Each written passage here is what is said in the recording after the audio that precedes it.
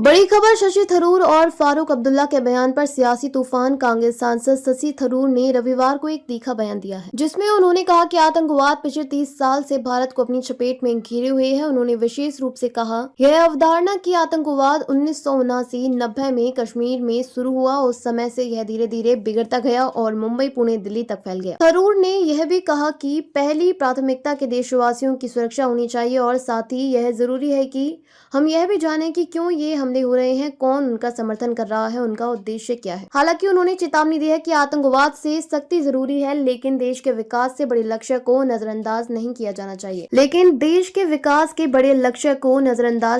जाना चाहिए। फारूक अब्दुल्ला की तीखी प्रतिक्रिया। इस पर प्रतिक्रिया देते हुए जम्मू कश्मीर के पूर्व मुख्यमंत्री और नेशनल कॉन्फ्रेंस प्रमुख फारूक अब्दुल्ला ने कहा कि हाल ही में हुए नौगाम पुलिस स्टेशन धमाके पर यह हमारी गलती थी।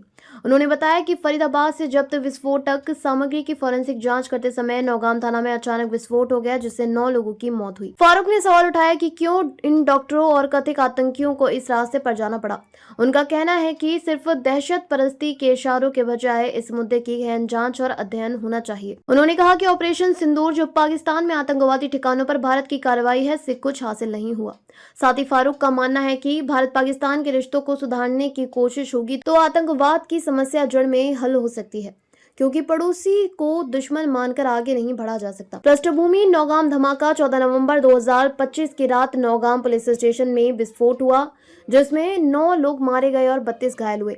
विस्फोट उस समय हुआ जब फोरेंसिक एफएसएल टीम थाने में विस्फोटक सामग्री के नमूने ले रही थी, जो पहले फरीदाबाद से जब्ती की गई थी। गृह मंत्रालय और पुलिस ने कहा कि यह आतंकवादी हमला नहीं, दुर्घटना। थरूर का संतुलन भरा रुख। थरूर आतंकवाद के मुद्दे पर कड़ा रुख रख रहे हैं, लेकिन वे किसी कठोर मात्र सैन्य समाधान में भरोसा नहीं दिखा रहे हैं।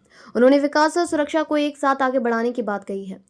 फारूक की बेचैनी। फारूक अब्दुल्ला ने न केवल हादसे के जांच मामले की मांग कर रहे हैं, बल्कि यह भी पूछ रहे हैं कि आखिर ये डॉक्टर क्यों आतंकवाद की राह चुन रहे हैं। यह सिर्फ एक सुरक्षा समस्या नहीं, बल्कि एक सामाजिक राजनीतिक समस्या हो सकती है।